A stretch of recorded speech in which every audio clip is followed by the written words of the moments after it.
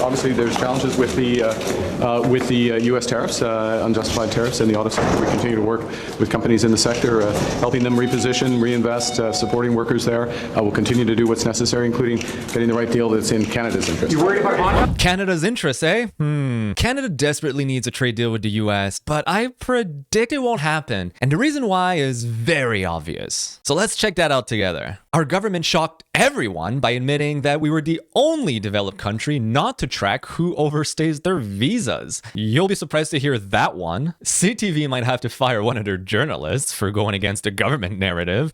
Oh, we love when the truth comes out. And we have a huge problem in Canada. But this becomes blatantly apparent when you look at who Carney chose to be the next Governor General. My name is Ali Daniel, and this is The Right Call. Like, share, subscribe. Any interaction on this channel helps push the truth out, and maybe someday break that CBC-induced coma that so many Canadians are under.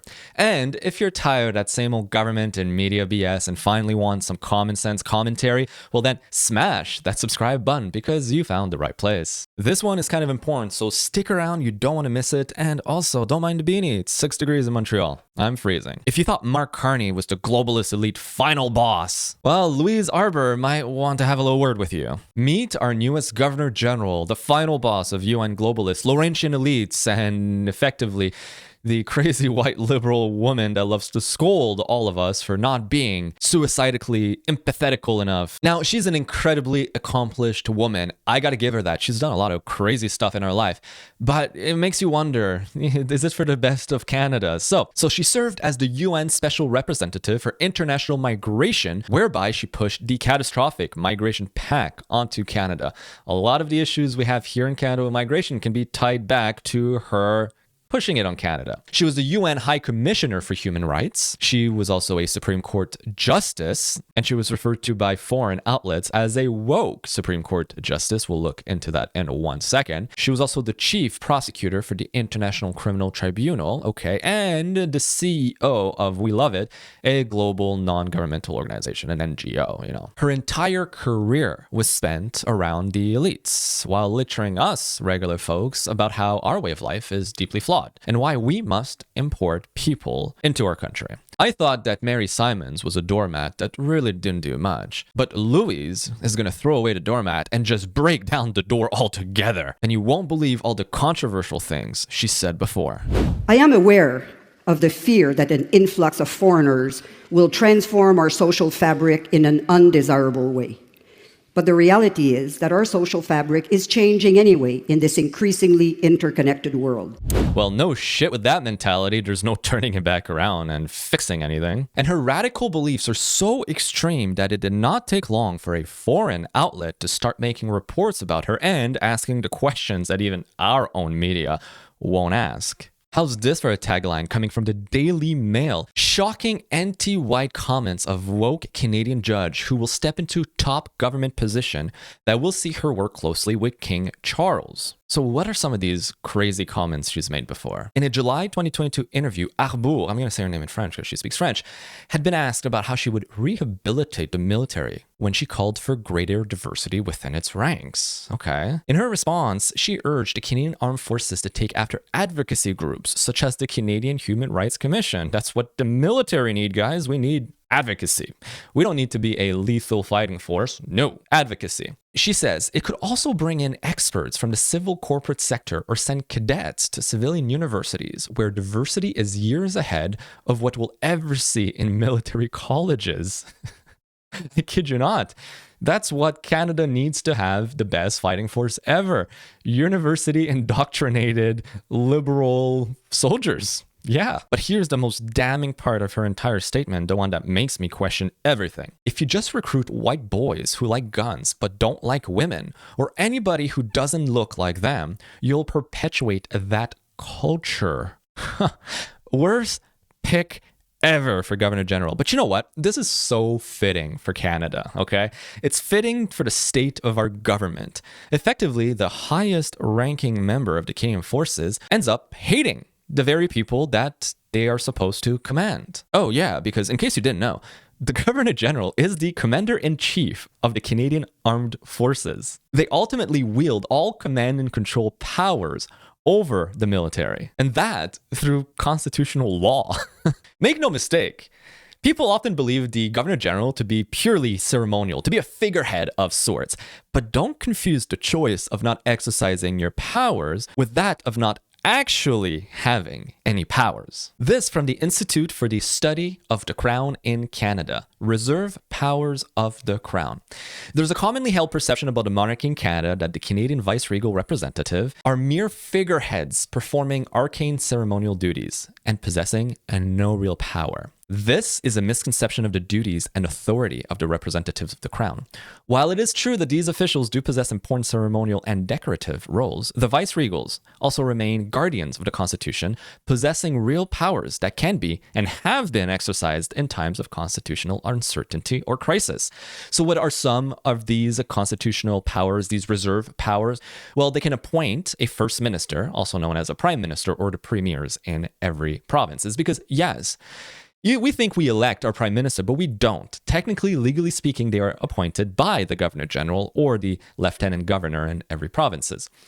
They can also grant royal assent to legislation passed by federal or provincial parliamentary assemblies because they're supposed to act as the last check and balance on corrupt government. If a government is to pass a law that says is unconstitutional, say, I don't know, C9, for example, well, the Crown can reserve its assent to the law. They can prevent, they can block, they can veto. A bit like the president in the United States can veto any acts of Congress. Same here. So, very important to keep that in mind. They can prorogue parliamentary assemblies. We've seen that just a year ago when Trudeau begged the Governor General to prorogue Parliament for months on end in order to prevent them from facing a non-confidence vote and being exposed to parliamentary investigation for corruption. And what they did was just sunset into prorogation for months while they secretly worked out a plan to, appoint Mark Carney as the new leader and, save the party. This was not in Canada's best interest, and a good Governor General exercising responsible government would have refused that prorogation. They can also dissolve such assemblies and call for new parliamentary elections. Another thing that they don't mention here is that they appoint all ministers of the Crown, by the way, okay? So Minister of Finance, Justice Minister, you name it, that's all appointed by the Governor General. And they can also dismiss prime ministers, premiers, and their governments. So no, it's not just ceremonial and a figurehead. They wield real powers, and that's why we have to be very careful about who we put in these positions. And we'll talk more about what I think Canada should do. But for now, let's go back to those controversial comments. The parties coming to power are rising with a strong anti-migrant platform. Isn't that a proof, or doesn't that show that migration is seen in many of these countries as primarily a threat, but not as an opportunity? In fact, I think there is a real challenge in confronting a perception that is at times completely hostile to this entire enterprise. This is the reality. The more optimistic view is that this perception is demonstrably misguided. And the actual reality, an evidence-based approach to migration, yields a very different picture. This kind of negative attitude towards migration, for instance, in many Western countries, in the short to medium term, is going to be completely self-defeating. The Western world is going to face demographic deficits that are such that Europeans, North Americans will not be able to maintain their standard of living unless they can import part of their workforce at all skill levels, highly skilled and lower skilled workers. Let me get it straight. She thinks that the only way for us to maintain our standard of living is to have more mass migration? Much of our issues today in Canada can be tied to unfettered mass migration. That was done too quickly without proper integration. Rising housing costs, collapsing infrastructure, non-existent labor market, you name it, all have roots in too much migration too quickly and not enough vetting. And nowhere should any of my comments be construed as being anti the immigrant themselves. It's not the immigrant's fault. It's not the individual who came to Canada that is destroying everything per se. It's the government policy behind it. These people are being told, come on in, wide open arms. Here's all the money, all the programs, we want you in. But sadly, it's the government's policy that is at odds with the best of what Canada needs. It's not the individual immigrant. There's no animosity towards the person themselves. This is all directed towards the ideological drive of our government to flood our country when it is so fundamentally incapable of taking on that charge. But I think overwhelmingly, the evidence shows that immigration has been overall short term, medium term, long term, a very positive force for development. But is it really? I mean, if that was the case, and if mass migration was truly the utopia building tool that we were promised, shouldn't Canada be a utopia right this second? Because we're leading the G7 when it comes to net migration per capita. We've now surpassed 23% of our population being foreign born. We are the textbook example of a country that allowed mass migration. So what are the results? When people think about migrants, the image is immediately of a young man, and in the minds of some, coming in to either steal their jobs or abuse their welfare system. The reality has nothing to do with that. 48% of international migrants are women. Migrants overall have a lower rate of unemployment, even though they work usually for lower wages and benefits, but they are, for the most part, migrant workers, so they do work. What you said there is simply not supported by facts. The IZA Netherlands Institute published a study that clearly shows that migration coming from non-European, non-North American, or non-Australian countries is an actual net drag on the economy, not a net positive. Sometimes costing upwards of $1 million to society over the course of a lifetime versus a positive contribution to society totaling roughly $400,000 over their lifetime for European, North American, or Australian migrants. I've spoken about this many times before. I've referred to this study twice on this show before, but the only reason why I'm pointing this out is because she personally asked us to do so. For this reality to overtake some of the most outrageous misconceptions about migration and migrants, accurate reporting on migration is critical. It requires not only a responsible depiction of facts and events, but also a proper setting of context. Above all, it entails a responsibility not to exacerbate prejudices and tensions with misleading information and biased terminology. Imagine that. She wants the media to report only on the positive and not be objective and report facts. Hence why I'm doing it. Our government is driven by pure idealism, which is truly hurting our country. And nowhere is it better exemplified than with our new head of state. And she's living in the past, bro. Every Western country is moving back towards nationalism, or at least some form of protectionism over their economies and their borders. The mass migration, the globalization, the borders are but a fictional construct of mankind, is fading. It's fading. It's old news. The pendulum is swinging back towards the other direction. We've gone really far to the left, and countries now in the West are fed up, and it's going back towards the right, and hopefully it's going to settle somewhere in the middle, because I think, classical liberalism, true dead center, is probably the best position for a country. But in times of crisis, it needs to swing a little bit more to one side or to the other. And right now, we've gone so far to one side, I think it's time for the other. But it won't stop those who pushed this destructive left-leaning ideologies onto our country to fight until the bitter end. And make no mistake, that is exactly who our new Governor General represents. I just won the office pool because I predicted Louise Arbour would be the new Governor General as soon as I heard the Prime Minister say, a woman who's thoroughly bilingual and appropriate. I wrote my little group, I said, it's going to be Louise Arbour. And I bet that's why she couldn't come and testify at the C11 committee, which is dealing with her recommendations on how to handle sexual abuse victims within the military. And there's been some discussion in Parliament, well, Louise Arbour wouldn't testify. I was like, I know why she didn't testify. Elizabeth May definitely had a little bit of that good stuff in her coffee that morning, let's be honest. We don't talk enough about this. The purpose of the sovereign, and by extension the viceregal, is to act as the last line of defense against tyranny, overreach, and abuse. Plus, they're supposed to also protect, embody, and unify the national identity. But how can the Governor General be trusted to act as a final check on the government when the very Governor General is directly recommended, aka appointed, by said government? The position has devolved into nothing more than a rubber stamp, a puppet that works for the government, when in essence, it was supposed to be an integral part of the political system itself, one representing ideals and supposedly incorruptible. Canada now lacks that final check and balance on the unfeathered powers of a majority prime minister. Canada would be wise to ponder. If we wanted to keep the monarchy as is, a wise amendment to our constitution would be that the governor general is elected by popular vote rather than recommended by the prime minister, and that no governor general can be ever part of a political party. They must remain neutral, apolitical even.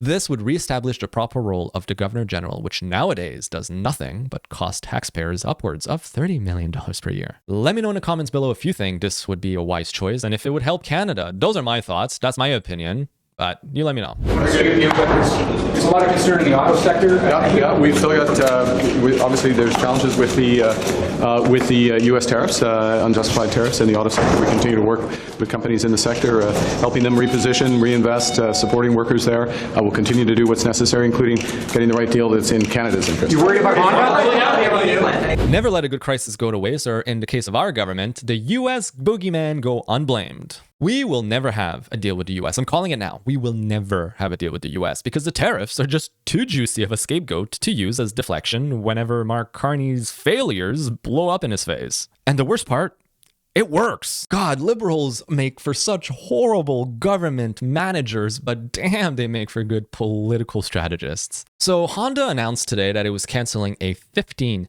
billion EV plant project in Ontario, Canada. You know, something the region and the Canadian auto sector desperately need right now. But all the headlines that are coming from the Canadian media and the government officials completely missed the point. This isn't because of the tariffs or the United States, at least not primarily. This has all to do with the low consumer demand for EVs. In spite of the crazy gas prices, partially due to the increasing taxes on fuel that the government keeps tacking on, people are still overwhelmingly rejecting electric vehicles. And this is why I keep saying that our government is run by ideologies. We're desperately trying to force green and carbon capture and all these things down our throats to the point of stretching every dollar out of Canadians' pockets by artificially increasing the cost of everything through taxation and legislation that force the usage of certain technologies, which inadvertently lead to increased energy costs. But the thing is, this ideological drive is actually hurting all of us. And yet the population keeps rejecting it. That we are and we will continue to build the best cars in the world for the world. And what I mean by that is we're doubling down on electrification because that's where capital is going in the world. Because within the next 5 years, 40% of all the cars sold in the world will be EVs. Let's fact check this, shall we? Because I'm not so sure. Based on data through early 2026, the Canadian electric vehicle market experienced a severe crash, with zero-emission vehicle registrations falling by 34.7% to 43.1% compared to 2024. If we look at the trend over time, from 2020 to 2024, there was rapid growth. EV sales grew at 45% annual rate, skyrocketing from a very small base to 15% of the market share in 2024. Then 2025 happened, the crash. The market experienced the largest year-over-year contraction in EV sales for a major auto market ever, with zero-emission vehicle sales falling by 41 to 43%. Market shares of new vehicles fell to roughly 8.7% from the previous 14 to 15% high. That means half of people got rid of their cars, their EVs, or at least did not buy it and keep up with the purchasing trends. In plain English, what it means is that it's a rejection from the majority. See, with any new technology, there's what's called an adoption curve right here, or the curve of innovation adoption. Roughly 2.5% of the population is known as innovators. They're the people that are willing to try everything under the moon that is brand new. They're the pioneers, the leaders of new products. Then you reach a point in the market which is called early adopters. This is 13.5% or so of the population. They're the people that are willing to give it a try after the technology has started proving itself. They're still the first, but they're not the tip of the spear. This is where we were at when it came to EV adoption. And it's also known as the crash zone because this is where most new technology fails. It's not that hard to find innovators. These guys are like zealots, they're die hard. But the early adopters, they're the ones who are going to give it a try, and if it just doesn't work, it dies right then and there. And this is where the government failed at. It failed at understanding that the early adopter growth did not necessarily mean that it would translate into early majority. And with all of what they're pushing, they believed through legislation and higher taxes on, gas-powered cars, that we would reach early majority and late majority in no time. But that has been rejected. But of course, our government won't admit that it was a failure of their policies or their ideological drive to push it on us. PM Carney acknowledges auto industry challenges after Honda reportedly suspends $15 billion in EV plants. And then the finance minister said, the word is hold. It's not unique to Canada. If you look at what's happening in Europe, what's happening also in the United States, Champagne said, is just that the market has been shifting. If you ask my opinion, it's been shifting a bit because of policies south of the border. Oh God. Not because the consumer doesn't want it. No, the reason why EVs are not selling is because of America. It's always because of America. Again, the scapegoat. They won't admit that their ideological drive is the cause. They just put the bet on the wrong color. The chips should have been on black when they put on red, or red's my favorite color. So they put it on black instead of red. There you go. And of course, Industry Minister Mélanie Joly had to put in her 2 cents, but in her case, it's probably just a penny. The global automotive sector is experiencing significant change. American tariffs and changes to US domestic policies are creating real pressures for automakers, prompting some of them to delay or scale back investments in electric vehicles and battery projects. No mention, again, of consumer demand collapsing. See, that's the problem that the government fails to understand. You can nudge people, but you cannot fundamentally control the market. Communism, after all, showed it the best, that in spite of total government control, it cannot control a market and consumer needs. Governments cannot adapt as fast as the market, it cannot innovate like the market, and it cannot satisfy consumer needs like the market. So, what the government should do is create an economic system that allows the market to thrive and stop picking winners from losers, which technology should thrive and which technology should fail, which ideologies that we should invest in and which ideologies that we should not. Stop that. Create a fair market that is competitive and let the private sector take care of that. Consumers don't want EVs. They're voting with their checkbook. Stop pushing it on them. And this is even more so exemplified on the Canadian market when it comes to EV, because we live in a Nordic climate. This is the reason why EVs, at least right now with the current technology, don't work. See, the problem with electric vehicles in Canada is that they typically lose 20 to 40% of their driving range in cold weather. And cold weather here is considered -7 degrees, okay? Can be, let's be honest, it gets considerably worse in Canada over the winter. Overall efficiency drops by approximately 35.6% at -7. Okay, that's huge. That's more than a third of your efficiency. So to give you an idea, a car under normal conditions, like in the summer, that has a range of 400 kilometers, at -7 degrees in the winter, that range drops to 244 kilometers.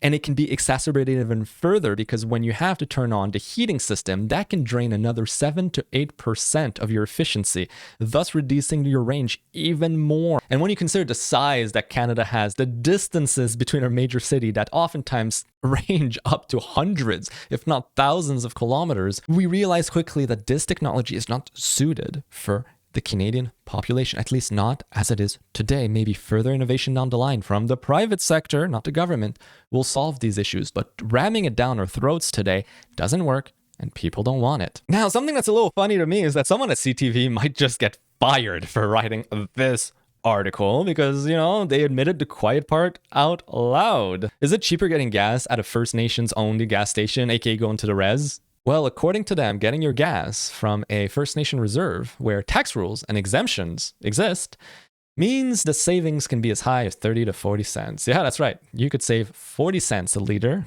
by going to the res. And I quote, while rules differ across different provinces and territories, most on-reserve First Nation-owned businesses are exempt from some taxes, and many First Nation gas stations pass these savings on to both status and non-status consumer. In most provinces, status card holders have been able to access even cheaper gas due to their own personal tax exemption. So it turns out that governments, both federal and provincial, and in times even municipal with their transit tax levies, can and do influence the price of gas in a considerable way. This, 40 cents a liter is significant. That's a huge chunk of the price. But again, don't let a good crisis go to waste. The government is going to keep blaming the war in Iran for the price of oil, totally disregarding the fact that the price of a barrel of oil sits around $100 US, which has been the case 10 years ago, even 15 years ago. And gas prices back then were not $2 plus a liter. Rather, they were around $1.50, sometimes even $1.40. So could it be the fact that we just have more taxes, like the carbon tax, which is now called the Clean Fuel Standard, whatever you want to call it? It's a carbon tax. Which again begs the question, are all these taxes based on the premise that it will benefit Canada and Canadians, or is it purely based and driven by ideologies, or worse, driven by personal gain of certain liberal elites. Says, look, we've got to get past this insistence on carbon capture because carbon capture means we're going to be environmentally sound and people will pay more for our energy. I don't think so. No, And there's even no you such said thing as a we green need to- premium. Yeah. There's no such thing as a green what drove premium. you to say that? Well, having worked on the Pathways CCUS project from Yeah. its inception, this was a very hard thing for me to conclude, but the world has changed. And if you look, two things. One, we as a country realize we have to start spending billions of dollars on the kind of infrastructure, our ports, our linear infrastructure, pipelines, national security. That means icebreakers in James Bay, defense, like serious in the defense. Arctic. So we have very big expenditures coming up in this country that we should be spending on. At the same time, that particular CCUS project, the Pathways project, the first phase alone would be well over $20 billion and, importantly, contribute virtually nothing to global climate change. There you go. See, she said the quiet part out loud. All of this posturing with all of the carbon capture and the green taxes and you name it don't actually do what they're stated to do. We're not saving the planet. Canada already produces less than 2% of the world's carbon emissions, let alone that fact. Canada also has more trees than any other country and more marshes and swamps than any other country which capture carbon, let alone all these facts. It's just that the tools we're using don't do anything. And instead, we're crippling our economies.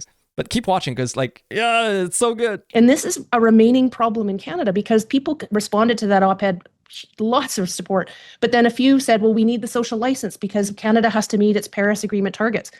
I got to tell you, pull your head out of the sand. This is, we are now Nobody one of cares the about the Paris only, Agreement. and I take no pleasure in that. Yeah, no, and it's climate tough, change is sure. a problem, Yeah. but I also don't think it's 100%. appropriate for Canada to sacrifice, the prosperity of Canadians for something the rest of the world isn't doing anymore, right? And that's the thing. The world ain't buying this. It ain't a flex anymore to be doing what we're doing. Not only are we not saving anything, we're just not cool. It's uncool. People are starting to prioritize their own economies because they've realized that without a strong economy, without prosperity at home, you can't solve any problem. You won't solve any climate-related issues if you can't even afford food on your own table at home. And we're past that breaking point now in Canada, knowing that 1 in 4 Canadians require food assistance. They are food insecure. And it's finally the world is waking up. At least Canadians are starting to wake up to that reality. Wait a second. We're all for doing the right thing for the world, but at what cost? It took a while, but it's only once at the precipice that people find a will to change. Now, speaking of something that should change, however. That is factually wrong. There are roughly 700 IRGC members here in Canada, according to a report by Global News, and this government only claims to have expelled one out of 700. Furthermore, he has no idea who has left the country because they still do not track departures. This despite the fact that this Liberal government allowed millions of international students to come in, many on a fraudulent basis, and many not planning to leave at all. And now we know that the existing Liberal minister has no plan to get them out, despite meeting with the Prime Minister every week. Will he fire her for this immigration incompetence, or does he approve of it? And I mean, it's true. Ottawa actually launched a pilot project to track expired student visas. What? I mean, I was under the assumption, as I think most Canadians were, that when a visa is issued, we have a method, we have means to track them within the country and to enforce our immigration laws for people that are not abiding by the terms of their visa, or worse, that are overstaying their visa. But apparently not. Actually, Canada is one of the only developed nations that does not track the exit of its migrants from the territory. That was mind-blowing to me. Months after expressing the need to track whether international students with expired visas were still in Canada, the Immigration Department announced plans to launch a pilot project. That's the state of Canada. How ludicrous to think. Look at Europe. In Europe, when you immigrate to Europe, you got to go through passport control. You get a stamp in your passport, and now it's all automated with, border gates and whatnot. They also have the ETIAS system in place now. And when you leave the country, you got to go through immigration. You got to go through exit passport control. They restamp your passport. In the US, well, you get a stamp coming in. And when you leave, it's all automated. If you leave through a land border, that detail is saved in their database. If you leave through an airport, well, flight manifests are shared with the Department of Homeland Security. And as such, your departure is tracked. Canada does none of that. We track who comes in. We don't know who leaves. We're completely in the dark. We just go on the honor system. This is something that might have worked, and I say might have worked, in a high trust society. We're way past that. After all, to take the words of Trudeau, we are in a post-national state anyway. So, I mean, we don't know who or what is coming to our country anymore. And here's the cool thing, by the way, a lot of Canadians don't know this. You can track all your entries and your exit from the US, just to prove my point that they do track your exit. Because they think, well, we don't get a passport stamp on the way out. No, they still track you. You can go check the status of what's called your I-94. That's all your entries and your exits from the United States. Here are mine, for example. You see every day that I've entered and left and from where, right? So like, you know, it goes back far. And I've been to the US many times, it seems. Here, it tracks me all the way to 2016. So I highly recommend you go do it. It's super fun to check. And well, glad Canada is running a project. Hey, pilot, sorry. It's not even full on. Let's do the right thing. It's let's study the whole thing. Man, this is so Canadian. So Canadian. And if you made it to the end of the video and you found some value in the report and the commentary I put out and appreciate the information and want to find a way to help and support and to get involved, well, aside from liking, sharing, hyping, subscribing, the whole 9 yards, if you want to take it a step further and be of great help, well, I do have a Patreon. It's $8 a month. You can find the link in the description of this video, and all the proceed helps me put more time into the research, more time into the commentary, and put out more videos. So it is greatly appreciated. And in the meantime as well, if you want to understand where Canada is going and how it might not be going in the right direction, well, I broke down in my last video the Europe trip that Carney went on and how we are sadly getting much closer to Europe and further away from the US. And that probably ain't a good thing. But for the time being, my name is Elliot Adagno, and I'll see you guys next time.